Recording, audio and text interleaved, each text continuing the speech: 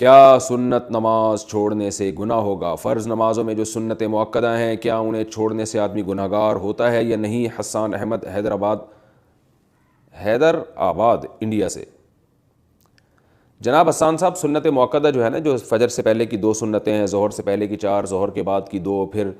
مغرب کے بعد کی 2 اور پھر عشاء کے بعد کی 2، یہ سنت مؤکدہ ہیں۔ حدیث میں اس کی بہت ترغیب ہے کہ آپ صلی اللہ علیہ وسلم نے فرمایا جو ان 12 رکعتوں پر پابندی کرے گا تو اللہ تعالیٰ جنت میں اس کے لیے گھر بنائیں گے، اور آپ صلی اللہ علیہ وسلم نے ہمیشہ یہ نمازیں پڑھی ہیں۔ تو وہ سنت جس پر آپ نے بہت تاکید سے عمل کیا ہو اس کو سنت مؤکدہ کہا جاتا ہے، اور اس سنت مؤکدہ کو حکم یہ ہے کہ وہ فرض واجب تو نہیں ہے۔ کبھی کبھار اگر کوئی چھوڑ دے، بلا عذر بھی کبھی کبھار چھوڑ دے تو کوئی حرج نہیں ہے، کسی عذر سے چھوڑ دے تو بھی کوئی حرج نہیں ہے، لیکن بلا عذر اگر آپ اس کو چھوڑیں گے اور عام طور پر چھوڑنے کا معمول اگر بنا لیں گے تو بہت سے علماء اس کے قائل ہیں کہ آپ پھر گناہ گار ہوں گے، اور اس پر تو سب کا اجماع ہے کہ ایسا شخص قابل ملامت ہے اور قیامت کے دن آپ صلی اللہ علیہ وسلم کی شفاعت سے محروم ہو سکتا ہے، اس کا امکان موجود ہے۔ تو یہ ایسا شخص قابل ملامت ہے، اس کو ملامت کی جائے گی، اس کو برا بھلا کہا جائے گا کہ بھئی کیا کر رہے ہو تم۔ اس کی مثال ایسے بہت سے لوگ آج کل نئے نئے فتنے آ رہے ہیں نا، کہتے ہیں سنت مؤکدہ کیا ہوتا ہے، حدیث میں تو کہیں بھی نہیں ہے۔ اس کی مثال ایسے جیسے فجر کی 2 رکعتوں میں دونوں رکعتوں کو لمبا کرنا چاہیے، یعنی سنت ہے کہ آپ فجر کی 2 رکعتوں کو امام کو چاہیے کہ وہ باقی نمازوں کی نسبت لمبی قرات کرے اس میں، جیسے کہ امی عائشہ رضی اللہ تعالیٰ عنہ فرماتی ہیں کہ فجر کی 2 رکعتوں کو 2 اس لیے رکھا گیا کہ ان میں قرات زیادہ ہے۔ اب کوئی بھی اس کا قائل نہیں ہے کہ اس میں قرات زیادہ پڑھنا واجب ہے، سب مانتے ہیں کہ سنت ہے، اور لیکن ہے سنت مؤکدہ۔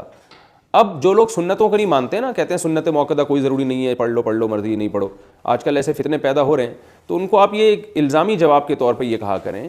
کہ اگر کوئی امام فجر کی نماز میں 1 رکعت میں انا اعطیناک الکوثر پڑھتا ہے، دوسری میں قل واللہ احد پڑھتا ہے اور رکوع کر کے سلام پھیر کے نماز ختم، روزانہ وہ یہی کر رہا ہے، تو کیا آپ اس امام کے اس عمل کو صحیح قرار دیں گے؟ آپ یہ کہیں گے کہ امام صاحب آپ بہت اچھا کر رہے ہیں، فجر کی نماز میں پہلی رکعت میں انا اعطینہ پڑھتے ہیں، دوسری میں قل اللہ پڑھ کے 2-3 منٹ کے اندر فجر کی نماز ختم، تو یقیناً کوئی بھی نہیں کرنے دے گا امام کو۔ کبھی کوئی سفر میں جانا ہے، کہیں جلدی ہے یا سفر میں ہے تو ٹھیک ہے، لیکن عام نارمل روٹین میں آپ امام کو ایسا نہیں کرنے دیں گے۔ کیوں؟ اگر آپ امام کو ملامت کر رہے ہیں کہ بھائی فجر کو پراپر طریقے سے پڑھاؤ، طوال مفصل پڑھو، اس میں جو طویل صورتیں ہیں جن کی وہ والی صورتیں آپ اس میں تلاوت کریں، یا تلاوت کی مقدار اس میں بڑھائیں۔ یہ کیا ہے کہ آپ انا اعطیناک الکوثر پڑھ کے اور دوسری میں قل اللہ پڑھ کے رکوع کر لیتے ہیں۔ اگر آپ امام کو ملامت کریں اور دلیل میں یہ کہے کہ سنت مؤکدہ کچھ نہیں ہوتا،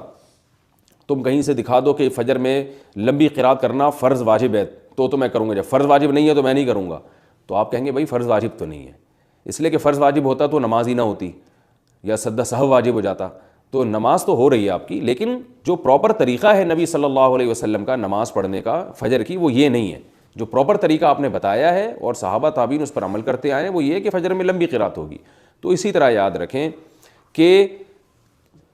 فجر سے پہلے 2 سنتیں ہو گئیں، ظہر سے پہلے 4 سنتیں ہو گئیں، ظہر کے بعد 2 سنتیں ہو گئیں، یہ جو سنت مؤکدہ ہیں یہ بھی فرض واجب نہیں ہے، لیکن نبی ان کو اگر آپ مسلسل چھوڑنا شروع کر دیں تو یہ کہا جائے گا بھائی نبی صلی اللہ علیہ وسلم کا یہ پراپر طریقہ نہیں ہے۔ آپ فجر کی 2 فرض جب بھی پڑھتے تھے اس سے پہلے 2 سنتیں لازمی پڑھتے تھے، آپ ظہر کی 4 سنتیں جب بھی پڑھتے تھے اس سے پہلے